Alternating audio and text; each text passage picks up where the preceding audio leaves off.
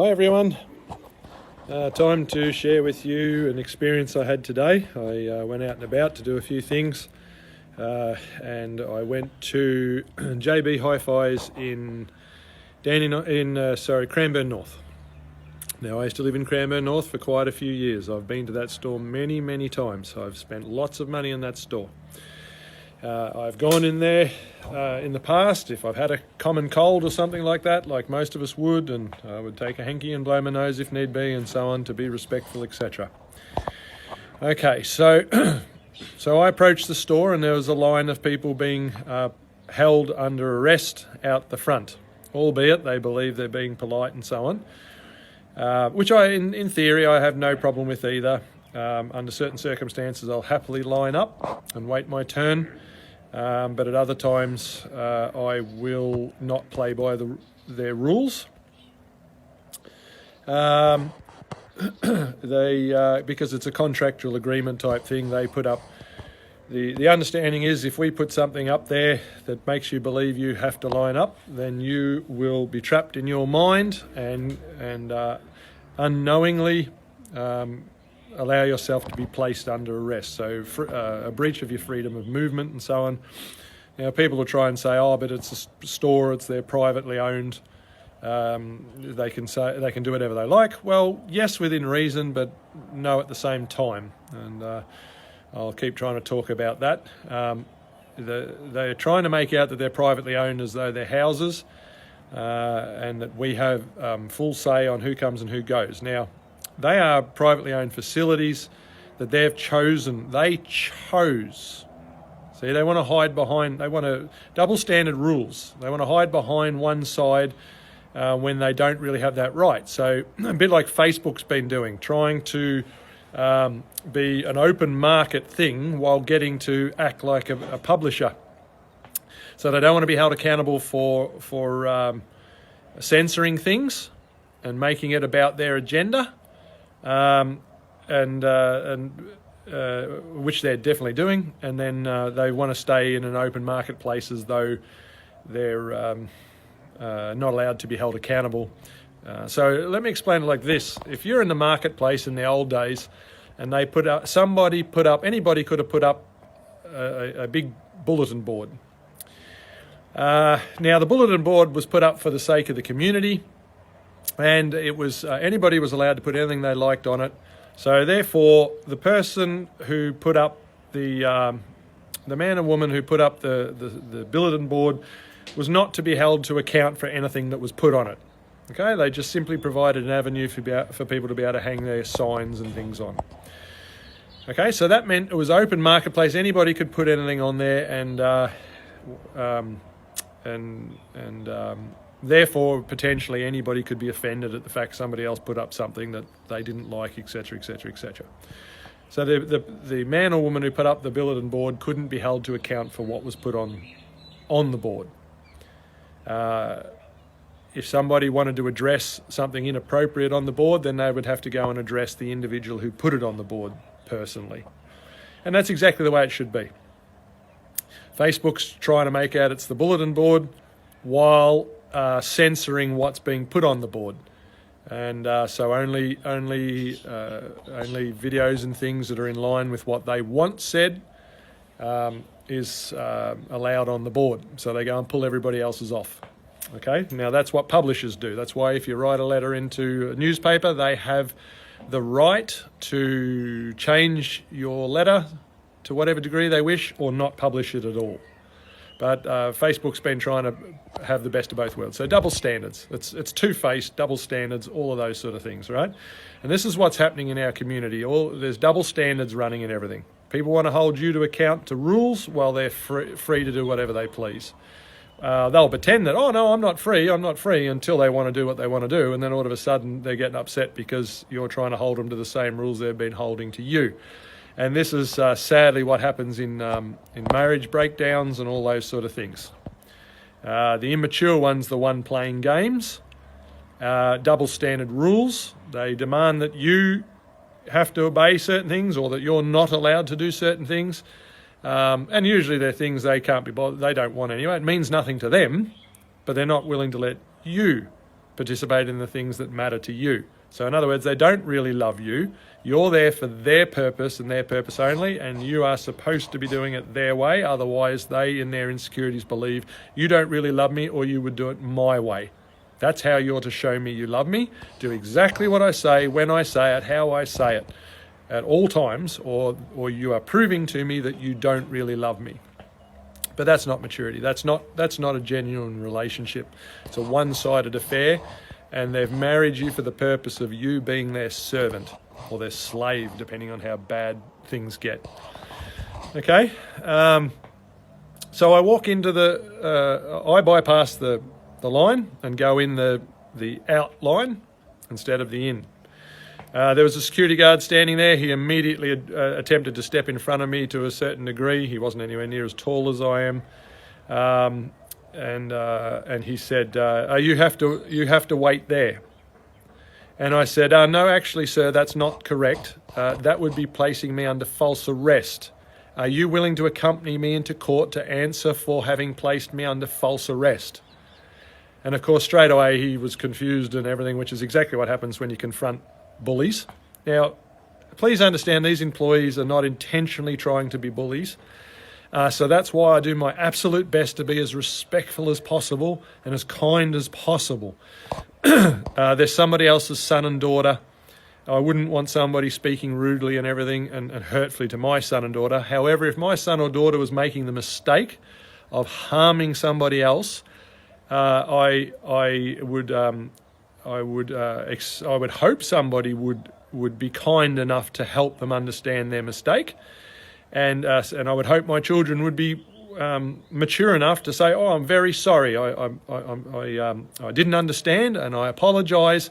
And please go about your business as normal. I'm sorry that I hindered you. I'm sorry that I interfered in your life. I'm sorry that I didn't mind my business because I didn't know. I didn't have the maturity or the correct knowledge to know when and how to intervene in somebody's life without, breaking a law.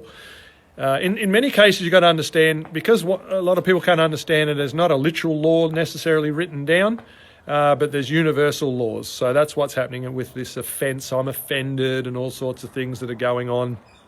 And the games, manipulation and control, really everything is just boiling down into spiritual laws that are being broken all the time. So as soon as somebody's offended or getting angry or any of those things, and it means they've stepped out of their maturity level, and now they're beginning to break laws. Where two mature people can speak heart to heart and have an amazing conversation, and even joke and sort of rib each other a little bit and things like that, and everybody and both sides enjoy it. So this is where Australia is going to move into eventually. You may have seen the video I put out this morning to do with Australia needs heart surgery. It's time for Australia to have heart surgery. I thoroughly encourage you to look into that one. Unfortunately, again, it got cut off. I'm getting so many messages and everything, and I've got it on aeroplane mode and everything, and it still seems to cut off partway through my video. So I apologise. However, I am also the big believer. Good is good enough, especially in today's environment. I encourage you. Everybody start making videos. Don't just talk from your heart about the true knowledge you have. Don't try and sound smarter than you are or anything like that. Be sincere. Only talk about what you're quite confident that you know, but let your voice be heard. Let it be heard. Talk where you can still talk. If we're all talking, we flood the waves. Their voices are talking loud and clear with lies and deception. Everybody, every grandmother, every grandfather, every child, put your kids on videos and get them talking if they are old enough to understand enough to say the truth about anything, because the universe will use the most humblest of things to get through to the hardest of people. So you might talk very wisely and caringly and everything, and they won't give you the time of day. They won't hear it. They'll just flick your video. But your child will say or do something, and it'll hit them right in the heart because they're disarmed. They weren't expecting. They're not defending themselves from a perceived enemy. that child's not as big a threat to them as you and I may appear to be. Okay?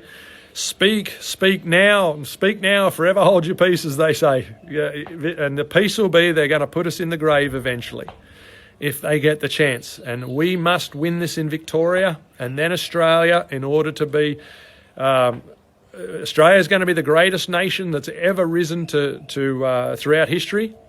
I'm quite confident of it, and we're going to need to be, because when America goes down, which it will, they plan to pull America down. And militarily wise, when you understand enough of what's going on behind the scenes, America will get to a certain point where they will then just they'll succeed like they are through what's happening over there. They're making great grounds through their current Prime Minister. And however, when it gets to a certain point, the one world system will then implement their next strategy, which will be use other countries to attack them in literal warfare style. My anticipation is they'll drop, what do they call it, EMP, electronic something or other, pulse, can't remember what it's called. And it'll knock out all of their electronic stuff, and then they'll be on their knees. America will be on their knees. There's tremendous amounts of prophecy, if you want to look at it that way, from all sorts of places. Also have stated that for thousands of years, when you can read the prophecy and understand it's talking about America. I don't like to try and get too out there with certain things. Not everybody who's listening can grasp prophecy and things like that. Although I believe you're very intelligent people, and although it mightn't be something that used to be on your radar through whatever reasons, strongly encourage that you just keep an open mind to it. That's what maturity does. It never rules anything out as a possibility, but it doesn't walk into it so blindly just because somebody's telling you that it has to be instantly received as truth. Okay, so you can be ignorant either way. The correct balance is actually somewhere in the middle. Not immediately swallowing it, but not spitting it out either when it's presented to you. It's something new, something you're unaware of. But perhaps just put it on the shelf if you haven't got the time at the moment, or you don't feel it's relevant enough at the moment. Just put it on the shelf, like a book that you're not sure whether you should read or not.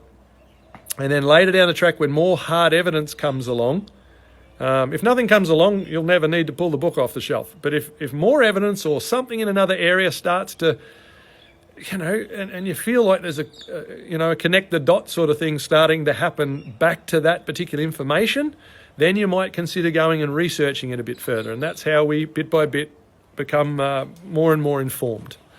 Okay? So, in the shop, I easily got past the security guard in that way. However, he had a radio and he spoke through, so I walked down the shop because, as I said, always make it about what you're there for. Don't get caught up with people. They'll rope you into an argument and then you look like the bad one. So stay at arguments as hard as you can, although we're in an environment we won't be able to completely. So I just walked down, started trying to look for my things. A manager lady walked straight up to me and very rudely just said, have you got your paperwork or something to prove that you don't have to wear a mask? And I said, excuse me, would you mind explaining who you are? She said, I'm the manager. I said, oh, okay, so managers just come up and start assaulting their customers now without having any idea of what the situation is? And she started to say a few basic things, so I just pulled out my video and as I always say, and then I just put it up to her and said, would you mind just stating your name and your position clearly, please, so the court can hear? So she immediately just turned around and walked away. So he said, when you confront, as I keep saying in the videos, there's a literal spiritual force that we're confronting. And when you have the courage to confidently and kindly, to the very best you can, because don't forget you've got nerves and everything. The moment you confront her, I mean, she was only half my size and she's a lady, so she's no threat physically. But it's amazing how even with the things I've been through, it still doesn't cease to surprise me just how it's like you're hit with a wave when somebody walks up and speaks that way with a real verbal assault. You know what I mean? The whole emotion, the whole body language and everything that you're experiencing when you see them approach you in that way. And So understand, I'm telling you these things, I'm just being open and honest so that you understand. I mean, I'm nearly 2 meters tall. I'm 198 tall. So 6 foot, 6.5 sort of thing. Reasonable size, not ridiculously huge, but not skinny either. And have been through quite a bit of training in different ways of different things. So well and truly capable of taking care of myself, but I realise that at no point will I get physical. There's no point worrying about self-defence and all those things. That is what this system's designed to throw against you now. So our greatest weapon is going to be our words and our ability to speak at the right times, remain silent at the right times, ask the right questions, pause, and to understand that whoever speaks next is the loser in the conversation, unless you realise that they're just bypassing, ignoring the question or whatever, and then you would ask another question, that sort of thing. So you stay in control of the conversations the best you can, but again, not to be the boss. You're not trying to be the boss. You're not trying to win it. You have to help them understand without even talking to them, and everybody listening. Remember, there was plenty of people standing around listening. And you've got to help people to see and hear and think at a distance from what you're saying, that, oh, wow, like, look at the way he's being treated or she's being treated, and look at the way they're respectfully handling it and confidently handling it. And bit by bit, they'll start to earn respect for you. They may not intervene or anything. They may not, but they'll go away and think for themselves. And bit by bit, we're going to win people that way. Okay. And I've just had to accept that at some point. I mean, I've spent my whole life. Somebody has to try and prove that they're, that usually if you go to a pub or something and a half drunk guy who's the smallest in the pub, he has to prove his self-worth. So he comes and picks on me because I'm the biggest in there, and then if I don't handle it, if I wasn't to handle it the right way, if I chose, even if it was self-defense to try and defend myself, then everybody's like, oh yeah, but look at the size of him, look at the size of you. And so I've just spent my life with no credibility whatsoever. No credibility whatsoever whenever I've attempted to stand up for myself. I've not only have I been assaulted numerous ways, I've then also been assaulted again by the people that I've gone to try and get assistance, because they just rule me out. Oh, well, but, look at the size of you. It's a joke. You're clearly the one in fault.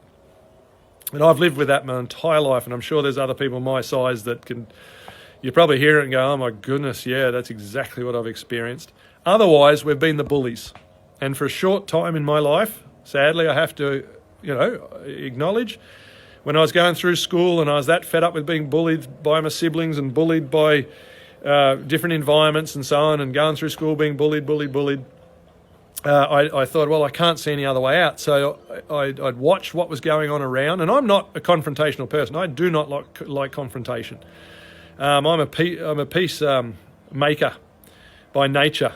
It was probably more a peacekeeper back then when I would try to keep the peace, and then when others wanted to continue to argue and whatever, I'd back down because I didn't know any better. Now I've learned you've got to be a peacemaker, and that requires courage, where you are willing to stand up and confront it, and that's what I'm doing in this situation now. I'm not intending to be confrontational, but if they're going to create confrontation, I'm not going to be afraid and back down.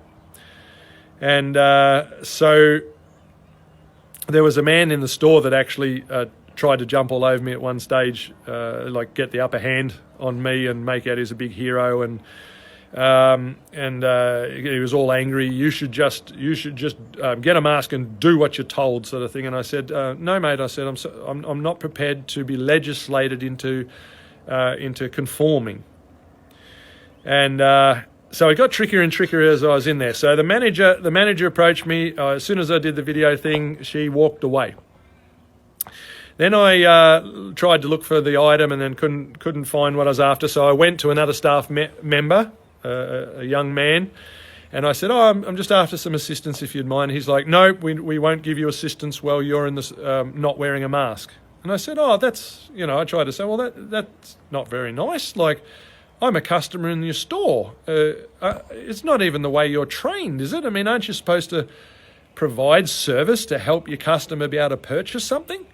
Anyway, he just walks off because sadly they're all in this place where they've been duped into thinking, they're in the right and you're in the wrong, and they're just the humanity of it. And even I'm blown away. I knew this was coming for years and years and years, and in honesty, I'm still blown away just how easily this whole corrupted system has just turned people. We all think that we're intelligent. We all think that we're good people and everything. And I'm watching, and they are good people.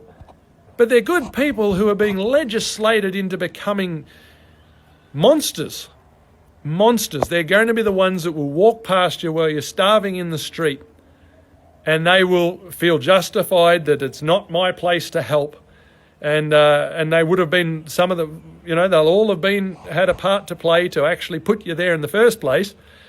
And sadly, it's just Germany all over again, isn't it? It's Germany all over again, only now we're the ones who have, how many years have we all, and sadly I'm guilty of it too, how many years have we pointed the finger at Germany and the German people? And I hope some German people hear this. I'm so sorry for the years you guys have had to live under hearing this about Germans and Germany and all of that stuff. You were judged and judged and judged and judged. And here we are, the universe has brought the cycle around, and now every country is in this place, and everyone has bowed faster than Germany ever did. So therefore, if anything, I'm going to begin to admire the German people from now on for taking as long as they did before they surrendered to the tyranny in their own country. And then they were bullied by all the other nations as well, when all they were trying to do, when you look into the history of it, they were just trying to get back on their feet after World War I, when again that whole predicament unwound. And same with Japan. When you read the history, the embargoes and everything that were put on them to stop them being able to get ships in there to eat. So exactly what they're doing to us now in the stores is exactly what countries around the world joined and did against those other countries. And now what's happening too is we're doing it to China. We're backing China into a corner, and eventually China's going to come out fighting because they're going to have no other option. So I strongly encourage you that now any Chinese people, especially when they're in our country, Australia, talk to them with respect, help them understand what's happening with their country, because although they may be Australian now also, they've still got roots back to China. That's their past. That was their homeland and so on with a lot of them. They've still got family back there that they're concerned for and so on. So if we want to avoid this war that will come to Australia, China will come out swinging. And what we need to do is as we're maturing, we let China save face. We find ways to win the respect of China, so that when they decide to fight countries, they decide they're not going to fight Australia. Okay? They'll just have, the people of China will just have too much respect, and they won't come. We need to win their army, the individuals in the army and the individuals supporting the communistic regime. We have to win their hearts and their minds in such a way that when anything's directed towards Australia, they just refuse to do it. They won't do it. They'll see us as somebody, as a country of honour, that they would feel shame in trying to do the wrong thing by us. Okay, now I don't do shame, I don't wear shame, and I will not put shame on others. But their cultures are different, and they kind of work, especially the Arab nations and so on, they work in shame and honour. The West doesn't grasp that properly, okay? I'm just getting my head around that more and more myself. So we're going to win this by helping them see. Again, it's always about the maturity. It all connects back to being mature as a man or a woman, and mature as a country. And we will win this in the right ways. Okay, so so that particular employee walked away on me. Then I went and I found two other young ladies, employees, and they started on the line of, look, we're happy to help you if you'll put a mask on. And I said, are you afraid? Are you afraid? I understand what's happening. Are you afraid? And they kind of, because they don't want to admit they're afraid, right? Who wants to be known as afraid or coward, And don't get me wrong, if people are afraid, that's okay. If that's the true state they're in, then the way for them to find the courage to overcome their fear is to first acknowledge it with truth. Each of us have to acknowledge our true state. Are we afraid? Yeah, am I afraid? Yeah, with certain things I'm absolutely afraid. But I'm not going to let the fear get the better of me. That's all. And I'm openly admitting it so that everyone hears and goes, oh, there's a person telling the truth, a big man telling the truth of what he's feeling inside. But then I watch him go and say and do things with an action that is not out of fear, it's out of courage. So if he can do it, perhaps I can do it too. That's all I'm trying to do. We've got to get to a place where we drop all the nonsense and start to expose the truth of who we are and what we think and what we believe and so on. But it must be done wisely, otherwise it'll be used against us, okay? Do it wisely. And then the more that you mature and put yourself in the right places, you'll be able to come out on greater and greater platforms and speak the truth from your heart and have the internal ability to handle any backlash from immature people running you down because of your willingness to expose the insecurities and things within yourself. And they're all the reasons we've all stayed immature. Because they're all bundled up, pushed down in there, deep down in there, and we're angry and we're hurt and we're frustrated and subconsciously we're looking for an angle to just lash out and say, I'm so tired of this, I'm so sick and tired of this, I don't even care anymore who's to blame. I just want to be free, and I want somebody held to account. And it's fine, that's right. People, all of us need to be held to account for the things we've done wrong. But we must be, that the mature thing is to not pay out on the people who didn't do the wrong thing by us. We must find the right ones and hold them respectfully to account. So holding them to account doesn't mean punching them in the face just because they punched us or anything like that. Those days, they've got to go. We've got to let them go. It's got to be not only after you've held them to account, you've got to be willing to forgive them. You've got to. The only reason you hold them to account is to bring them to their right mind. When they finally realise, oh, I'm so sorry. You're right. I harmed you. I didn't know, or okay, I admit I did know, and I'm finally in a place where I realise I was wrong, and I'm sorry. I shouldn't have. I shouldn't have. Then if they've come to their right mind and we punish them anyway, we start the cycle negatively the other way. Okay, so it's more negativity. So instead of being in the balance, we're either the cycle's running where the wrongdoers are not being punished, and then those that are experiencing the wrongdoing of not having the justification brought to the service are the ones in pain and agony, and the others are allowed to continue to bully. If it goes the other way where we finally hold them to account and then we want to punish them as well, then it'll cycle negatively the other way, okay? So we must come to this middle ground where we hold people to account only until they have legitimately come to their right minds and are legitimately willing to change their actions going forward in the future. Now we've brought a place of restoring of relationship, of healthy relationship. A man or a woman in our community who's been returned to a place that they can function in a healthy way within our community at large. And that's really all it should be about, instead of having people rotting away in jail for years on end and all those sort of things at the cost of the people paying for them to be there. And it's madness what's going on. Okay?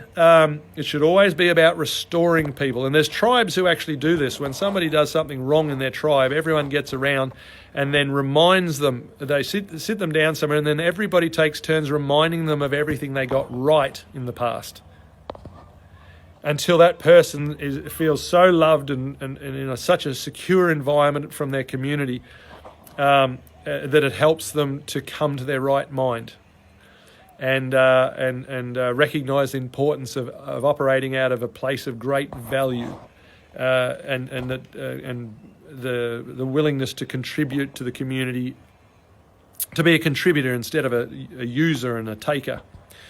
Okay, so then as I was continuing to discuss with the ladies, they were, you have to put a mask on. And I said, well, I can't do that. And they're like, I said, you're aware that certain people have exemptions. Now, I don't have an exemption under that, those medical things. But I don't need to tell them that.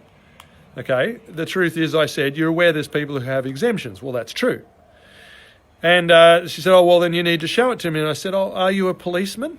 Are you a police woman? And she said, no. And I said, and then she kind of got what I was saying.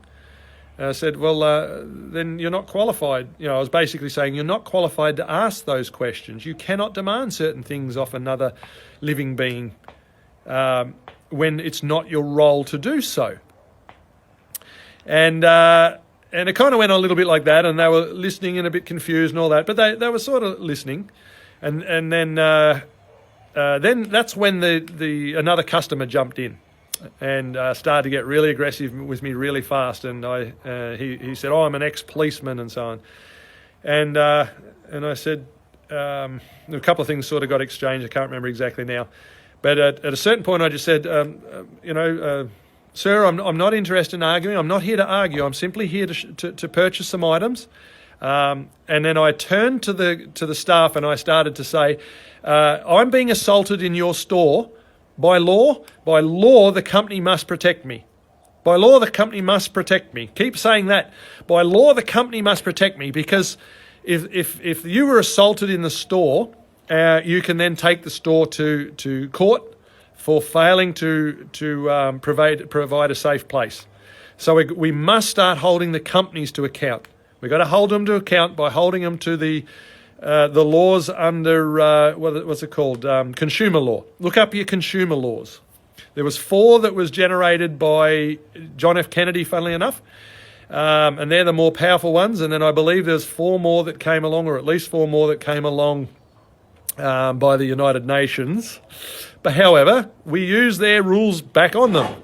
They're trying to play double standard rules, but turn the rules back on them. Hold them to account to the very things that they're saying are the right things to be living by.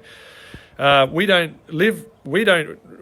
consent to living by them. But if they're going to throw them at us, then we use the same things back on them to show them the hypocrisy of their double standards. Okay, I'm just trying to give everybody tools. By example, as I go through things, I'm still learning. I don't know all of this. I didn't ask to be in this place. I didn't even ask to be born, But I'm not a victim to the fact I was born. I've come to a place. I was in the past, I'll openly admit, when I was 15, I sat on a hill with a rifle ready to pull the trigger. I hated life back then with a passion. I'd been through so many things. Now, we all have woe stories. It's not about the woe story. It's about how did I end up processing it, and am I a better man for it? And the answer is yes. So now I look back in all sincerity, very grateful to the universe that it didn't intervene like an immature mummy that needed to keep Johnny safe, and allowed me to process things, even difficult things. And I've had a number of those circumstances along the way in my life. And I'm very grateful, because now they're the very tools that I require to be able to handle this situation. And I encourage you to look back through your own past, and you'll see them. All of the things that were hurtful in your past are gifts in disguise. They were mini trainings ready for this very time in history. And when you understand them and you choose to get over the hurts and all of those, the tool that's left there, the key, the equipment, the lesson, all those things will become clearer and clearer and clearer, and then all of a sudden you'll know what to do. You'll know what to do. You are called at this point in history for this very circumstance that's going on, and all the tools are already in your hand. Many of you just do not understand it yet. You don't realize how equipped you already are. Okay? So at a certain point when I started to say, the store must protect me, this customer is assaulting me, and by law this store must protect me. You are the employees, you must protect me. And then an older gentleman come running across who was an employee. The universe will always send you something. When you have the courage and you go through it to the best you can, at the right time, the universe will intervene with the right person. The right man or woman will appear. Okay, there's a saying that goes, when the student's ready, the teacher will appear. And it's the same concept. When you have done your best with the right heart attitude and in confidence and, and courage, with confidence and courage for the right universal reasons, then the universe will send the right person so that you never fall. Even if you fall because you make a bit of a mistake or whatever, you'll never fall very far. You will never fall and be completely broken. Okay? So just another bit of info so that it helps you have the courage to know. The universe operates off the principle, you learn by your mistakes. Okay? Try not to make them, but you can't get around it. That's how we learn to walk as children in the natural. Now we're learning to walk spiritually, maturely. The maturity is in the spiritual when you understand it. We just live it out in the natural. So it's the same principle. We're learning to walk internally in our lives, okay? We will fall down. And we must, the quicker we learn to get up and move on, having forgiven ourselves and so on, and apologise for our mistakes if need be and so on, if we hurt anybody in the process, that's taking ownership of your mistake, okay, and rectifying it to the best that you can, according to what others will allow you. If their immaturity prevents you, there's nothing you can do about it. You just move on having done your best.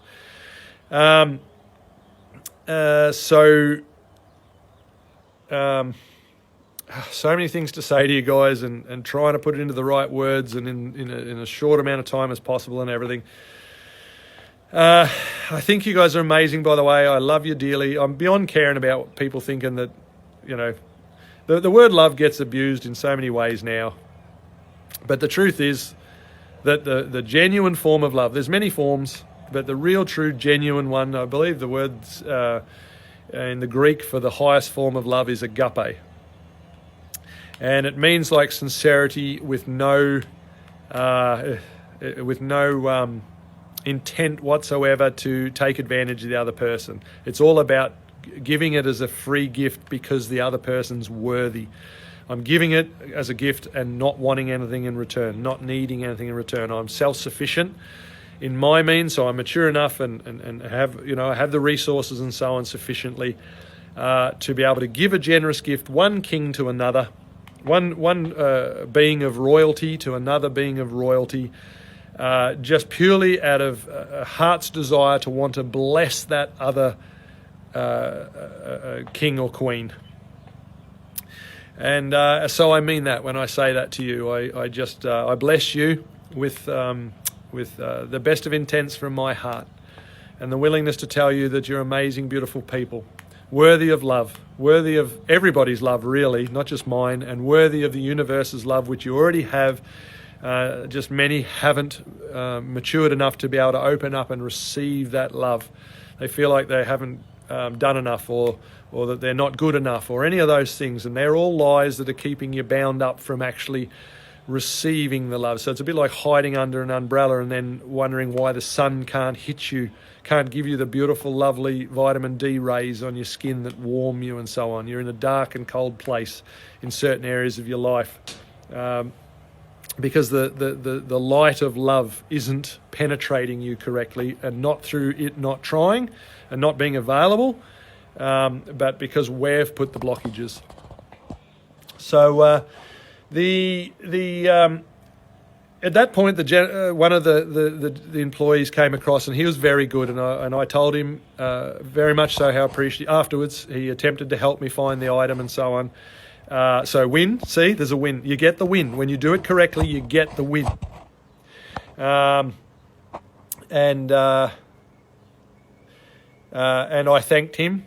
I sincerely thanked him, which we always should, and we should always have been doing this anyway. When people help you, they're giving you a gift. Return the gift with a thank you, That's what, it's just a universal thing. There's a universal law that goes, give and it'll be given unto you, pressed down, shaken together and running out all over. So it pays to be a giver. You'll get more in return. So he gave his assistance and he was deserving of my gift of gratitude, my gift of thanks, my gift of acknowledgement of his tremendous value that he brought to that environment and so on. Now, don't do it in a way to sound sucky or be sucky or any of that. It's got to come out of sincerity, otherwise it's flattery and or any of those things. And again, we've gone back into immaturity and it's manipulation and control or trying to get attention through what we're doing. Look at me, aren't I good? See how much I gave and all those sort of things. That's all immaturity. Okay, and funnily enough, the gentleman that the customer that got angry with me and so on, one of the things, of course, they throw at you is, oh, you're just trying to get your 5 minutes of fame or your 15 minutes of fame or whatever they say. And one of the new things, which I haven't found out, if somebody can help me, this Karen thing. Oh, another Karen. What's that? I don't know yet. See, I'm still learning certain things. They've called it to me over they've sniped it to me over messages, but nobody's said it to me personally yet. But he addressed me in his very nice manner. He goes home and believes he's done a good deed, I suppose, in verbally assaulting me and so on. However, I think I know he's an amazing man. If we sat down and chatted about different things in his life, he'd be able to. When he learnt to trust me, he would share with me about his struggles. He would share with me about his hurts. He would share with me his past failures that he struggles with and all those things that we've all got. And it would turn out, guess what? No matter what he said or done that was hurtful, it would turn out that he's a beautiful, amazing person that I could easily love because when we choose, and it's a choice, you've got to grasp this, everyone, it's a choice. When we look at people, do we choose to see the value in them, the gold, so to speak, or do we choose to see the dirt? Are they royalty or are they a virus? Are they somebody that provides great value and assistance to our community, or are they a terrorist? That's what they're labelling us when you understand it. They say they're fighting terrorism and trying to make it out it's something overseas, and they're saying they're fighting this virus. But in reality, the system is declaring through the mouths of either unknowing or deliberately sided living beings. They've taken the side with the dark side, some of them.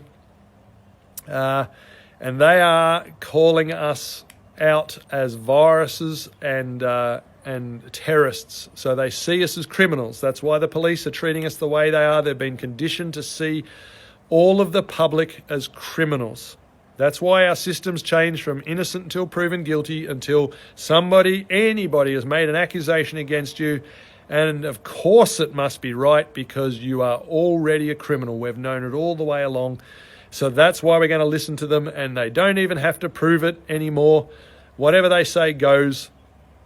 And you're expected to find all the time and all the money and everything to try and fight this dishonest system with no assistance from the police, no assistance correctly from the courts, and all of those things. So not only expected to prove your innocence, not only will they not assist you, they will actually deliberately resist you, or at the very least just stand by and do nothing. And I've found that lately when I've been going into police stations. I've gone to 3 separate police stations now without the mask, walk straight into the police stations, and actually you can't walk straight in because they've closed it. Isn't it funny? We're in the most difficult time, and where's our police to help us? Where are they? Oh, they're hiding behind their castles. See, walls are up, doors are locked, all those sort of things. See, it's warfare, right? They've shut their castles, and we're left out. So if there was a literal enemy, we're all the peasants left out, trapped between the coming enemy army and the gates that we're supposed to be behind to be protected. The police are our wall of protection, the people's wall of protection. Okay, but they're actually so when you grasp it, it's so twisted and turning. You can't just give one example to explain it, because sometimes they're on one side of the wall, sometimes they're on the other side of the wall, and sometimes they are the wall. Yeah, it's very tricky what's going on. It's the same with the courts. It's the same with the companies, the businesses and corporations. It's the same. It's the same with our politicians, our current politicians and their positions. It's the same with the hospitals. It's the same with everything, including ourselves. That's why we're flipping and flopping between being the victim, being the bully, being the abused, being the one trying to help. So 4 main positions there that we're sort of having no idea how to navigate correctly. Yeah, so anyway, in the end, the particular item I was after, apparently they were out of stock anyway, because they're having trouble getting things from China and all the rest of it, funnily enough. How are we supposed to prepare for a literal war with China when China has actually been making our Defence Force uniforms, from what I understand, for quite a while now. So the whole one world system has very, very cleverly tricked us and deceived us and so on. So I recommend people who are in any position to do so, we must start to produce things in the country. Do it on a small scale. Do it in your homes. Start in your homes. Produce anything and everything you can. Think big picture of what's going to be needed. Start manufacturing. Start producing. If you're a farmer, think outside the box. Don't throw the product away. They're going to do shortages, and a lot of farmers are already throwing their products away and so on. Think, give and receive. Give and receive. Give it away. The universe will reward you in some way. Give everything away as hard as you can to anybody who'll receive it. Give it away, except for to the system. Don't give it to the system. Give it away to those that are, at some point, people like myself who are taking the full stand and never being willing to put a mask on their face are going to need people who are willing to put a mask on their face to do shopping for them and things like that. You'll be fighting behind the scenes. You go in to shop for yourself and your children. As I've said in the past, don't be afraid to put a mask on if you need to. Pick your battles. It's not about the mask, okay? I have no problem wearing a mask if I need to. At some points, I may even be forced to. I saw a police arrest somebody, and then with their hands behind the back, they then put the mask on their face against their will. So that is literal, like in the old days slavery. For those of you who've seen the pictures getting around where they've literally, the black African slaves and so on, they literally tied a mask to their face to silence them and so on.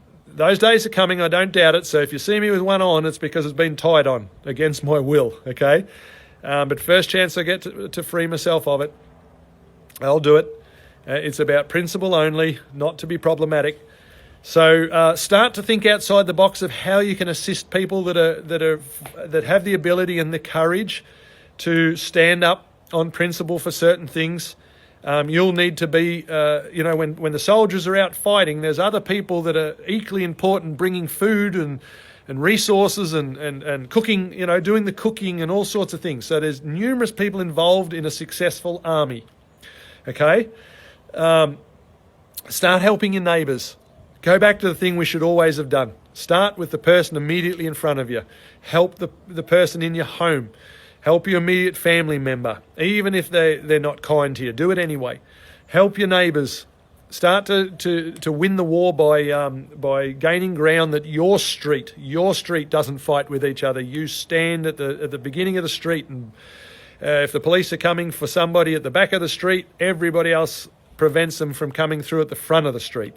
And things like that, and follow them around, and video and all those things. So they feel overwhelmed just by your very presence there, the energy, the positive energy, and the courageous energy, and the kindness, and win them with things like, oh, excuse me, sir, it's a warm day. Would you like a drink of water? To the police, would you like a drink of water? Can I get you something to eat? Can I? Until they so realise they're out of their depth with what they're trying to do. They're being mean to people who are being kind. We'll win it by the spiritual weapons of genuine of kindness and so on. Living out of the being that we were genuinely made to be. Okay. So in the end, I walked out. A lot of people were looking at me, but interestingly, only a few bothered to try, and only that one guy really was the one who was willing to get nasty. The rest were listening, and when I walked out and I said, even though many of them still had their masks on, I said goodbye, my friend, to the security guard at the front, and he just looked a bit sheepish. and then I said, hi guys, to the ones in the line. You're having a good day, and some of them actually dropped their mask to grin and say yes, thank you. Have a good day too. And everybody who's in agreement with you, they may not be able to